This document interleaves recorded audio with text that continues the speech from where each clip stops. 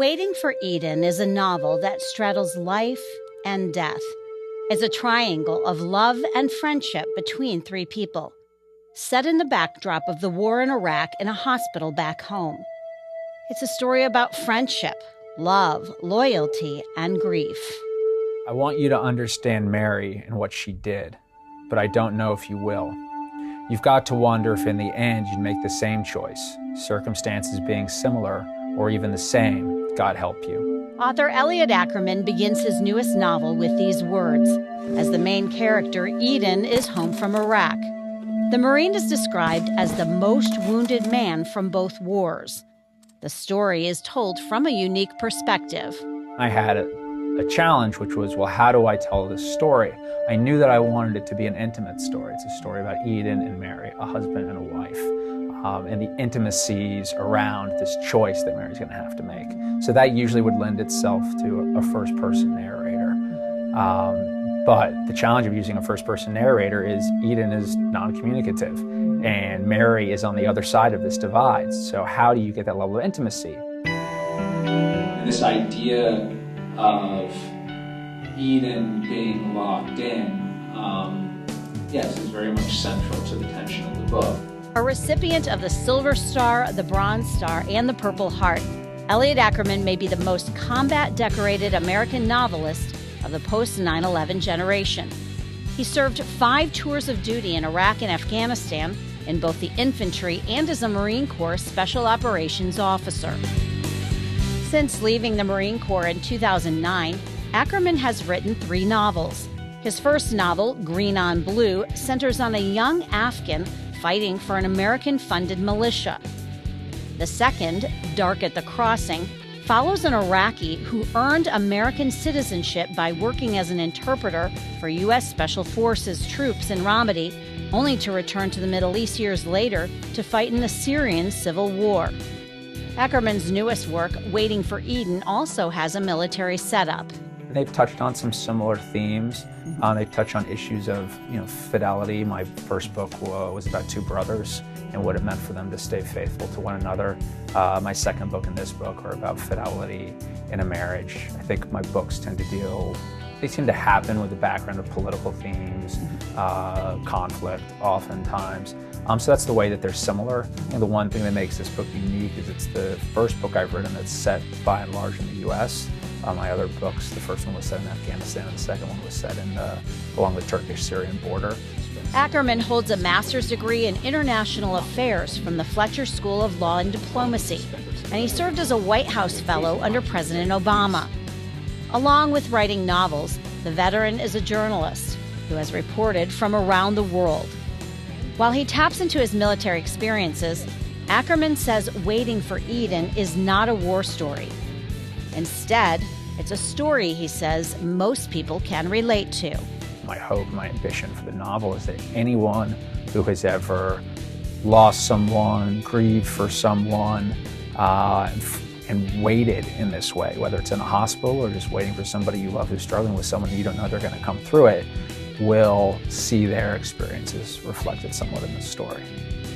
Hear how the author poured his own emotions into Waiting for Eden in this edition of First Person, One-on-One with Elliot Ackerman, presented by the St. Louis County Library and HEC Media. Elliot Ackerman, welcome to St. Louis. You are on this is your 3rd novel, Waiting for Eden. Let's talk about Eden. Where did this character come from, the lead character in your book, and did you know someone, that Eden is based on? Well, the book really, in writing it, opens with this question, which is the first line of the book. I want you to understand Mary and what she did. So that question was something that was lingering in my mind. And so I had this story and the circumstances of someone who was in Eden's situation. 3 years have gone by, and my friend spent every day of it laid out in that burn center in San Antonio. I could give you the catalog of his injuries, but I won't. But that character's not one person in particular. With my background, I know, a number of people who, have been hurt. Some have been hurt very, very badly. Others who've, suffered when they've come home, psychologically or readjusting.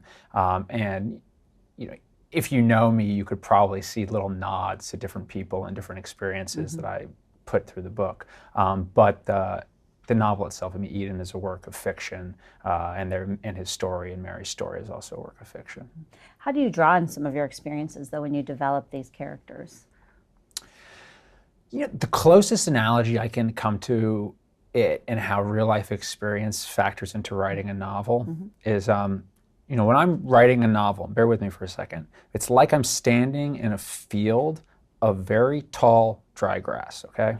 And my job as a writer is to try to light this like field of grass on fire. So that's my job.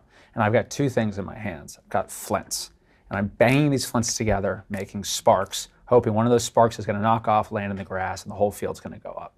So those flints are inevitably something that's actually happened to me, my true life experience. But the fire's all imagination. So, you know, there's always like a little fraction in the story you could look at and say, okay, well, maybe this is something that actually happened. But, you know, the art of fiction is not saying, you know, what did happen. It's sort of more saying like what should have happened, what could have happened. And once you start following those imaginative threads, you know, that's where the story exists. Why was it important for you as an author and for the character, the narrator? Why was this important for people to understand Mary? I think all novels and stories, they exist in this realm of empathy. And, you know, the book is really, I mean, it's Eden's story, but I think more than anyone, it's Mary's story. It's about her. It's about this decision she has to make over Eden's life, because she ultimately is the one who holds agency now over her husband's life. And it's, what is she going to do? Is she going to let him go? You know, or is she going to keep him alive despite the grievous nature of his wounds? You know, and the person asking that question is this narrator who hovers over the book, who is dead, and he's the one who narrates the novel. Throughout the novel, I didn't know what Mary was going to do. So when I wrote, I want you to understand Mary and what she did, I didn't know what she did at that point. I just knew I was going to try to take this journey with these characters and really try to understand them and interrogate them. And a lot of writing is engaged sort of with, you have to have faith. You engage in this prospect, knowing that if I can get to understand these characters enough, I will understand what they will do in this situation, and that will feel true at the end of the story. Did you know who the narrator was going to be? And talk a little bit about his role in this book, in Waiting for Eden. Well, I knew the construct of this book early on, which was that you know, you were going to have Eden, who is trapped in this bed with no ability to communicate and a limited amount of consciousness. And then as it happens in the opening book, he basically suffers a stroke and becomes awake. And for the first time in 3 years is somewhat aware, even though he's still non-communicative. So I understood that was the core of the book. But then I had a challenge, which was, well, how do I tell this story? I knew that I wanted it to be an intimate story. It's a story about Eden and Mary, a husband and a wife. And the intimacies around this choice that Mary's going to have to make. So that usually would lend itself to a first-person narrator. But the challenge of using a first-person narrator is Eden is non-communicative, and Mary is on the other side of this divide. So how do you get that level of intimacy? And usually you would say, well, you'll use a third-person omniscient narrator, but then you don't have that type of real intimate storytelling. And so, you know, what occurred to me was, well, what if the narrator is dead? And who is this dead person? Well, then it follows naturally, well, he's their best friend. And that's sort of where that all came out of. Eden's not capable of communicating with anyone through most of the book. Talk a little bit about communication as a theme in the book. I think it's a central theme in the book. You know, what's said, what isn't said, and our inability to be understood. So much of this book is about agency. And it's about, when Eden comes awake, what becomes interesting is not only that he is suddenly aware of his situation, but he then takes agency of his situation. Talk about Mary. I mean, have you known a Mary in your life? What did you base her on? I mean, obviously there's the biblical reference to Mary.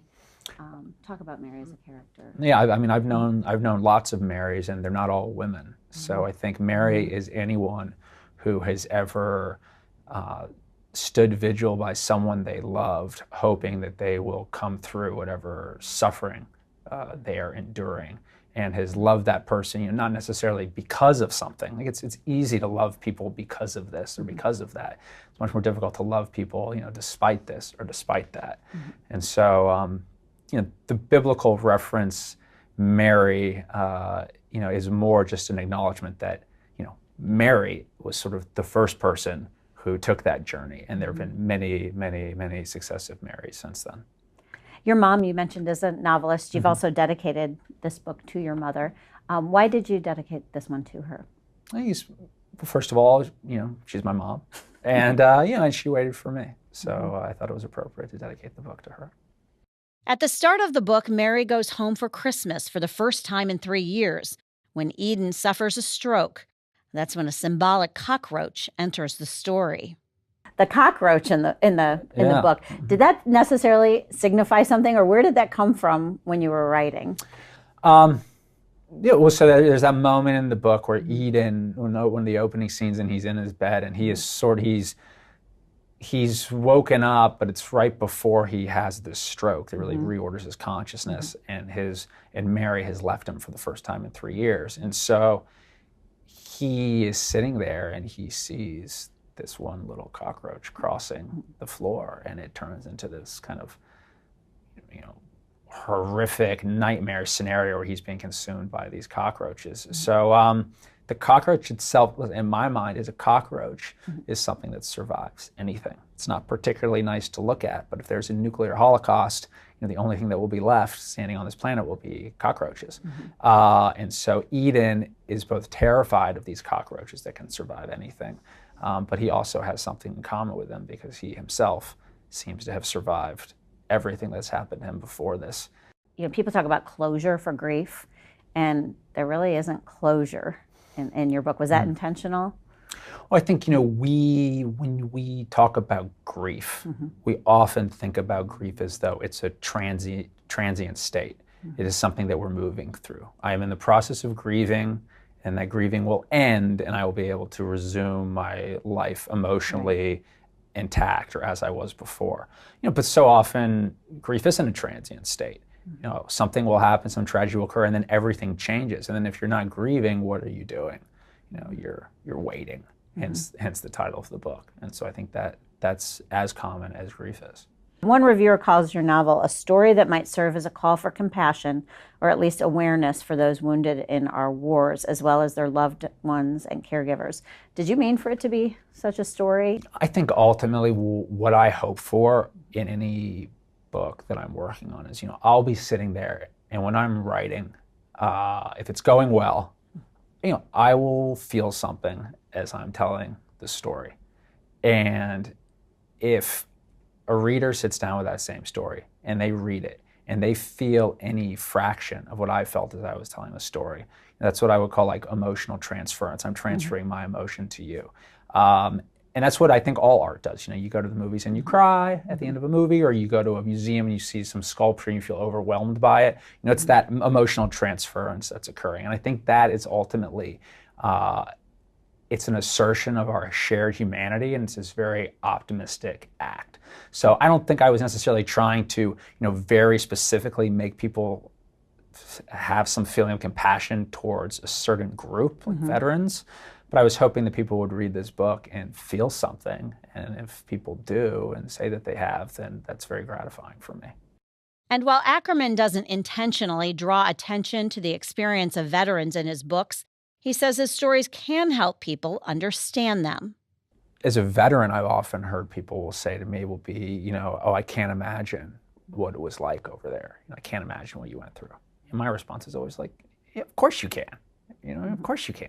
I'm sure you've experienced loss. We've all lost somebody we've loved. You've probably experienced something traumatic in your life, a car accident, and then, something that's happened to you that was frightening. And if you've experienced any of those things, you can understand what it's like to go to war. And in some respects, being told, I know people are usually being nice, trying to be nice when they say that, and deferential in some ways. But when you say, I can't imagine what that was like, in some ways, what you're saying is, that you had an experience that forever altered you, and I can never understand that experience. And if that's the case, that means that the person who's gone to war can never go back to being the person they were before they went to war. Like there's some part of them that's forever unknowable. And if I can never go back to being the person I was before I went to war, it means I can never come home. And so I think, these stories that bridge this gap, if someone can read a story that's related to war and say, I recognize a part of myself in that story. That reminds me of, this member of my family. Those are the things in the stories we tell each other that allow us to come home and allow us to reconcile those experiences. Back when I first met her in Eden, times were better. They were trying to start a family then, and months later, on that night in the Hammerin Valley, I was sitting next to Eden and luckier than him when our Humvee hit a pressure plate, killing me and everybody else, him barely surviving. Ever since then, I've been around too, just on that other side, seeing all there is and waiting.